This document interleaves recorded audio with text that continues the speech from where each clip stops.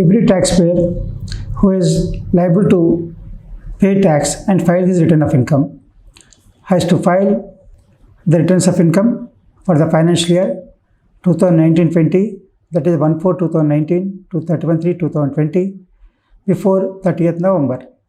So to file his returns of income, the taxpayer has to select which return form is applicable to him depending upon his total income, source of income, status, residential status, and a status of partnership, firm, individual, company, or etc.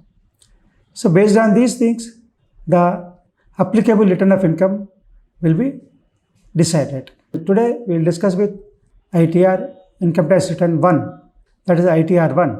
This is called Sahaj form, and every taxpayer who is having income from salary, interest, one house property, agriculture income less than 5,000 and income below 50 lakhs can file this return of income. Means the person, the taxpayer who is within the threshold of what stated earlier only are eligible to file this return of income. And what are the details to be included in filing the return of income? General details are name, father name, status, address, mobile number, whether it is a original return or revised return, or return filed in response to notice, or any other provision under the Income Tax Act, and whether the taxpayer's date of birth, PAN card linking with Aadhaar card, mail ID, nature of employment, because he is disclosing income from salary, he has to give the details of his employer also. What is the nature of employment, his digital signature, and Form 26AS, that is the sources of income, TDS made, and TAN number of the deductor. All these details has to be filed, included, and details of advance tax paid, details of self-assessment tax paid, details of amount deposited in current account more than 1 lakh, passport details, foreign travel above 2 lakhs spent on foreign travel, the electricity bill paid above rupees 1 lakh. These details are to be required to file the return of income ITR 1. And next, what are the exemptions and deductions? From this total income, the taxpayer is eligible to claim exemption, maybe agriculture income up to rupees 5,000, and other incomes which are already taxed in the hands of others, or LIC maturity amount, all these are exempted from tax. So these are to be disclosed for disclosure purpose, it is not taxable. And other eligible deductions also available, and savings made during the financial year. What are the deductions?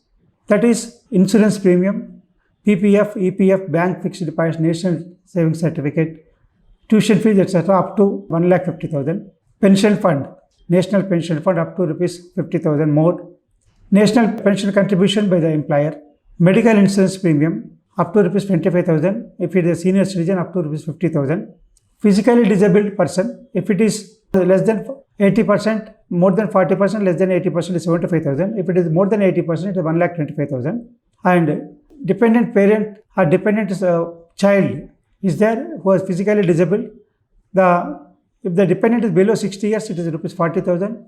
If the dependent is more than 60 years, it is 1 lakh per annum. He can claim exemption. And interest on loan payment to education loan for himself and for the child education. Next is donations given to various charitable institutions depending upon their status, means their activity. If it is a Prime Minister Relief Fund, that is 100% deduction eligible. If it is other charitable institutions, 50% of the donation given are eligible for deduction. And rent paid, if the HR is not claimed with the taxpayer, if he pays the rent, and that is eligible up to 5,000 per month, that is 60,000 per annum. If a taxpayer earns income from interest and savings account up to 10,000, that is not taxable, that is eligible for deduction. And if the taxpayer is a senior citizen, he is eligible for deduction up to rupees 50,000, interest on all types of deposits, fixed deposits, savings account, and recurrent deposits. All these accounts are eligible up to rupees 50,000. These are the benefits. And another benefit is the taxpayer is facing chronic disease like blindness, hearing impairment, that is also available exemption based on the disableness. Now the taxpayer has to give the details of salary and pension, details of employment, perquisites received, profit in lieu of salary, allowance eligible for exemption, standard deduction allowable, entertainment allowance allowable, profession tax paid, TDS credit he has received from the employer, TDS made by the employer but not credited. He is having income from house property also, whether it is occupied by himself or let out or treated as let out. The taxes paid to local authorities, maybe municipality or panchayat. Interest paid on housing loan received is also eligible for exemption. Arrears of unrealized rent means any rent is received pertaining to earlier years is received during the year, that is also can be clubbed as income of the current year, and the tax are paid on that with regarding income from house property, and others with regarding other sources, that is interest, commission, plot rents, family pension is allowable.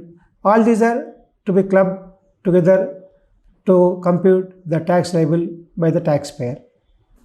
And the following taxpayers are not eligible to file ITR 1.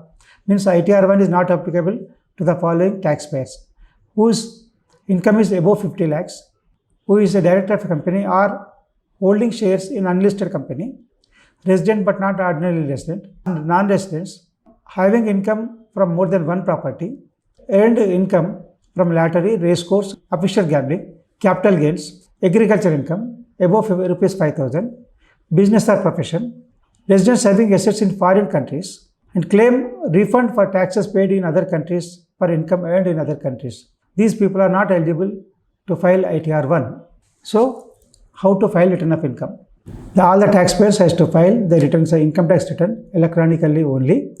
For that purpose, the taxpayer has to download the applicable return form from Income Tax India e-filing website and fill up the details, digital transmission, submit the same CPC Bangalore, and that will be treated as, and if we submit the details, that will be treated as return filed, and acknowledgement will be generated by the CPC online, and he has to submit the acknowledgement for ITRV within 120 days, duly signed by him, acknowledging the verification of the details submitted, and he has to submit the ITRV to the Bangalore within 120 days from the date of filing his return of income. If the taxpayer's PAN card is linked with Aadhaar and the return has been filed with OTP e-verification, the taxpayer need not send ITRV to the CPC Bangalore. That whatever the electronic verification made through with the help of OTP is treated as compliance. So these are the process to be filed, to be followed by the taxpayer if he is having income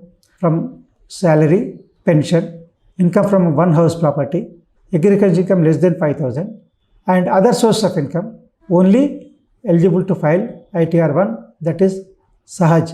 The due date for filing the return of income for the financial year 1/4/2019 to 31/3/2020, assessment year 2020-21 is November 30th, 2020. Before that period, the taxpayer has to file his return of income with all the details required as per the information called for in ITR 1.